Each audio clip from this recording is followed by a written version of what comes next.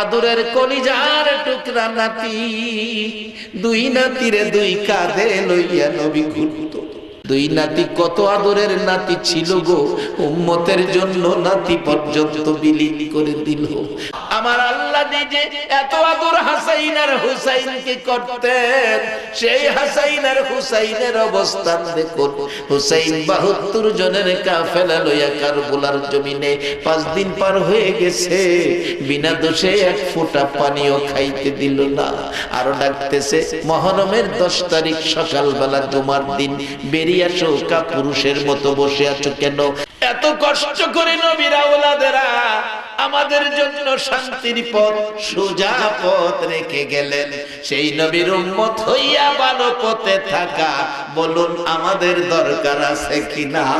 কানতে কানতে বেরিয়ে দরজায় দাঁড়াইয়া ডাকতেছে, সকিনা রে কান্দিস